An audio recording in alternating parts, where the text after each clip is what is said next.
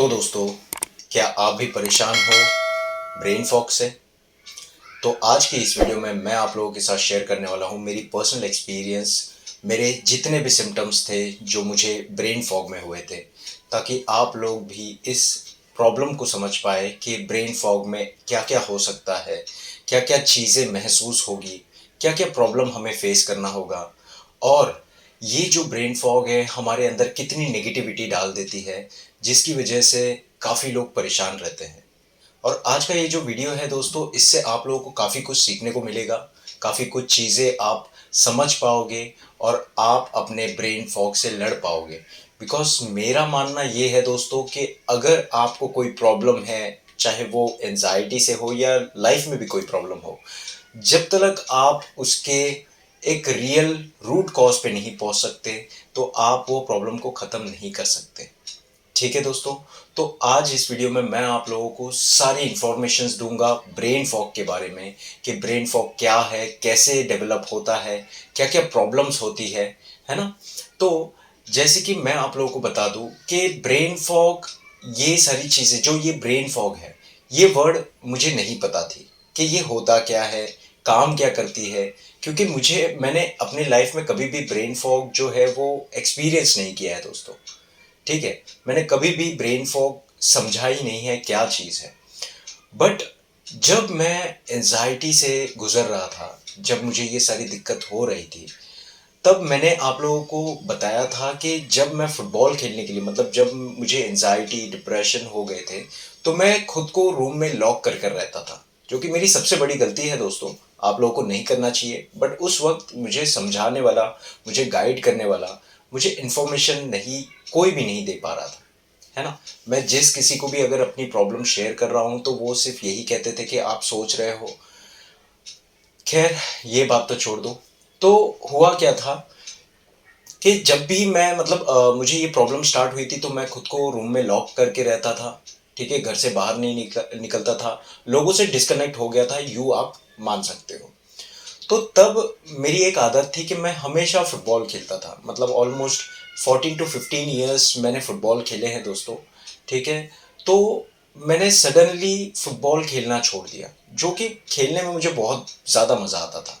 मैं घर से बाहर निकल जाता था, बाइक राइड करता था, बहुत अच्छा लगता था मुझे वो सारी चीज़ें करना।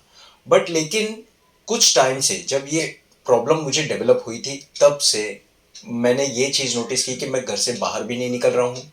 फुटबॉल जो खेलने में मुझे बहुत ज़्यादा इंटरेस्ट होती थी, वो भी नहीं खेल पा रहा हूँ। ये सारी चीज़ें मेरे साथ हो रही थी। और उस वक्त मैंने डिसाइड कर लिया कि चलो यार, कब तक मैं घर पे बैठा रहूँगा, कुछ तो करना होगा।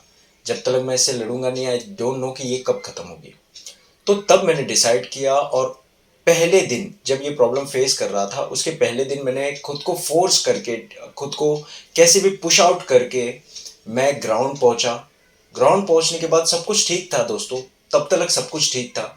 लेकिन जब मैं फुटबॉल खेलना स्टार्ट किया दोस्तों, तब मुझे ऑटोमेटिकली अंदर से ऐसे थॉट्स आए कि जैसे कि मैं यहाँ पर हूँ ही नहीं, और ये जो लोग मेरे साथ खेल रहे हैं, पता नहीं है ये लोग रियल है, ये सच में मैं खेल रहा हूँ, ये मुझे सच में दिखाई दे रहे हैं, ये सब कुछ एक अनरियल है, ये फेक है। मतलब ये एक सिम्टम्स थे मेरे ब्रेन फॉग के, जो मुझे हमेशा ये दिलासा देते थे कि मैं जो कुछ देख रहा हूँ, जो कुछ मैं कर रहा हूँ, वो हकीकत है ही नहीं।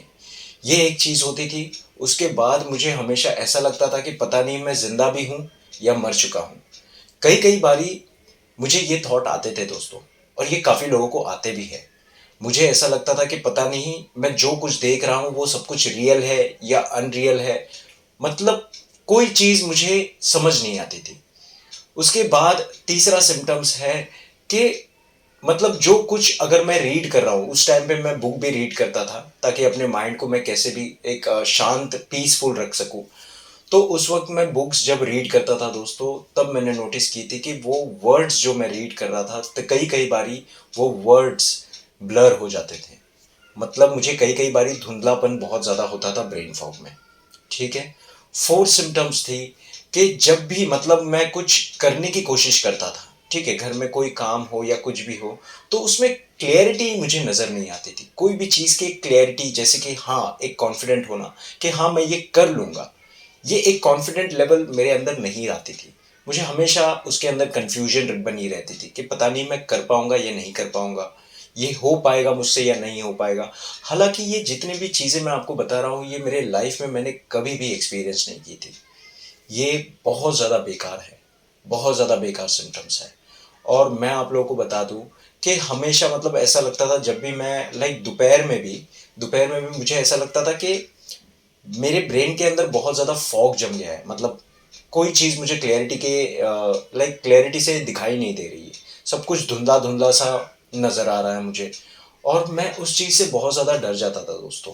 और उसकी वजह से मुझे इतने सारे नेगेटिव थॉट्स गिरते थे, जैसे कि कहीं मुझे ब्रेन स्ट्रोक तो नहीं हो जाएगा, या मेरे ब्रेन में कोई केमिकल इम्बैलेंस तो नहीं है जिसकी वजह से मैं ब्रेन एमआरआई कराता था, है ना? सीटी स्कैन वगैरह, ये जितने भी मुझे मतलब मेरे नेगेटिव थॉट्स आते थे, मुझे करने के लिए कहते थे, वो सारी चीज़ें मैं करता रहता था। हालाँकि वो सारे रिपोर्ट जो है वो नॉर्मल आते थे।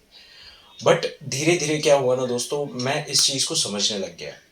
मैं इस चीज़ को अंडरस्टैंड करने लग गया। पहले तो मुझे बहुत ज़्यादा घबराहट, बेचैनी हुई, क्योंकि ये मेरे लाइफ़ में फर्स्ट टाइम मैं एक्सपीरियंस कर रहा हूँ। तो ये मेरे लिए बहुत ज़्यादा डिफ़िकल्ट था दोस्तों। तो उस वक़्त मैंने एक और चीज़ एक सिम्पटम्स जो है वो नोटिस की थी, जिसे हम कहते हैं फ़ॉरगेटफुलनेस, जिसे लोग कहते हैं डिमेंटिया, है ना? कुछ लोग कहते हैं बाइपोलर। तो मेरे इसमें मुझे डिमेंटिया का बहुत ज़्यादा डर हो गया था कि कहीं मुझे डिमेंटिया तो नहीं है। तो डिमेंटिया के बारे में मैंने बहुत ज़्यादा रिसर्च की, और डिमेंटिया और मेरे सिम्पटम्स बहुत सिमिलर थे। इतने ज़्यादा सिमिलर थे कि मतलब मैं ये समझ चुका था कि मैं एक डिमेंटिया डिसऑर्डर के बहुत ज़्यादा करीब हूँ। मुझे डिमेंटिया हो चुका है, ये मैंने एडमिट कर चुका था, बिकॉज़ मैं छोटी-छोटी चीज़ें भूलने लग गया था।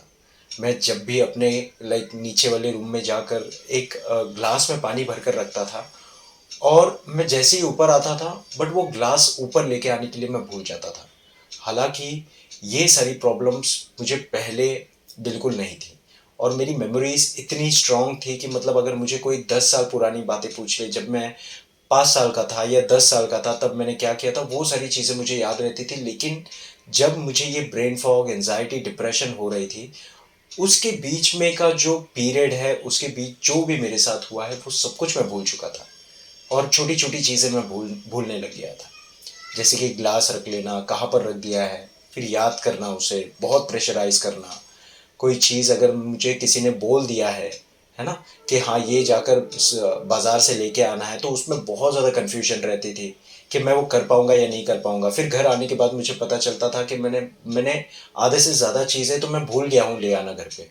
तो ये सारी चीज़ें होती है दोस्तों ब्रेन फॉग में, और काफ़ी लोग जो है ब्रेन फॉग से पीड़ित है। मैंने काफ़ी लोगों के कमेंट्स भी रीड किए हैं, और काफ़ी लोगों ने मुझे व्हाट्सएप पर भी मैसेज किया है ब्रेन फॉग को लेकर। इसीलिए मैं ब्रेन फॉग के बारे में आपको मेरी पर्सनल एक्सपीरियंस शेयर कर रहा था। ठीक है दोस्तों, तो आई होप कि आपको पता चला होगा कि ब्रेन फॉग कैसे होता है, उसके अंदर क्या क्या सिम्टम्स डेवलप होती है। ठीक है?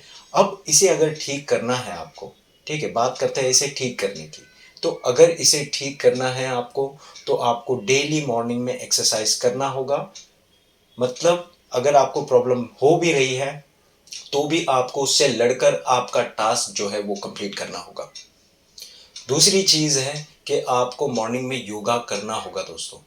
योगा का वीडियो मैंने अपने वीडियो में अपलोड किया है, मेरे चैनल में अपलोड किया है, वो आप देख सकते हो। वो योगा से आपको बहुत ज़्यादा बेनिफिट होगा अपने ब्रेन फॉग को ठीक करने के लिए, क्योंकि मैं खुद वो योगा करता था। जैसे कि मैं एक सिंपली अगर आपको बताऊँ, तो बस मॉर्निंग में आपको बैठना है शांत, और अपने कोशिश करना है कि आपके माइंड के अंदर कोई भी थॉट्स ना आए। एकदम एकदम तरीके से, पूरी तरीके से आपका जो माइंड है वो ब्लाइंड हो जाए, क्योंकि इस वक्त अगर आप अपने माइंड को स्टार्टिंग में, ठीक है, 1 मिनट भी अगर शांत रखते हो, या 30 सेकेंड्स भी अगर आप शांत रखते हो, तो ये धीरे धीरे आप आपके माइंड पे संतुलन बनाना शुरू कर दोगे। क्योंकि ये ऐसा नहीं होगा कि एक दिन में ठीक होगा, या एक दिन में ही आप सीख जाओगे, ऐसा बिल्कुल नहीं होगा दोस्तों। मुझे योगा के ऊपर पूरा कंसंट्रेशन करते करते कंटिन्यूअसली मुझे काम करना पड़ा, और इस पे ऑलमोस्ट मैंने 4 to 6 मंथ दिए, तब जाकर मैं योगा के इम्पोर्टेंस को समझ पाया हूँ।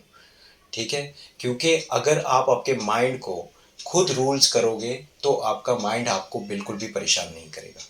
लेकिन अगर आप आपके माइंड को बस नेगेटिव थॉट्स के लिए अप्लाई कर रहे हो, आपके माइंड में सिर्फ नेगेटिव थॉट्स आ रहे हैं और आप उसके ऊपर कोई काम नहीं कर रहे हो, कोई एक्शन नहीं ले रहे हो, तो ये बहुत बड़ा प्रॉब्लम बनेगा आपके लिए। ठीक है दोस्तों, तो ये सारी चीज़ें आप ध्यान रखिए। मैं समझ सकता हूँ कि ये प्रॉब्लम कितनी गंभीर है, क्योंकि इस मोमेंट पे हमारा कोई साथ नहीं देता है और ना ही हमें कोई समझ पाता है दोस्तों। काफ़ी लोगों ने ये चीज़ एक्सपीरियंस की होगी। तो चलिए दोस्तों, अपना ध्यान रखिए, सुरक्षित रहिए और हमेशा पॉजिटिव रहिए। और आप लोगों को मैं फिर से एक बात बता देता हूँ, अगर योगा के बारे में आपको कोई भी जानकारी चाहिए तो मैंने अपने चैनल पे वो वीडियो अपलोड किया है, वो आप देखकर शुरुआत कीजिए, क्योंकि वो सारी चीज़ें मैं खुद कर चुका हूँ। ठीक है? इसलिए मैंने वो वीडियो अपलोड किया है ताकि आप भी उस चीज़ से सीख पाएँ। चलिए दोस्तों, अपना ध्यान रखिए, सुरक्षित रहिए और इस वीडियो को ज़्यादा से ज़्यादा लोगों के साथ शेयर कीजिए ताकि ये प्रॉब्लम सभी लोगों को पता चले। अपना ध्यान रखिए, सुरक्षित रहिए। Thank you so much for watching this video दोस्तों।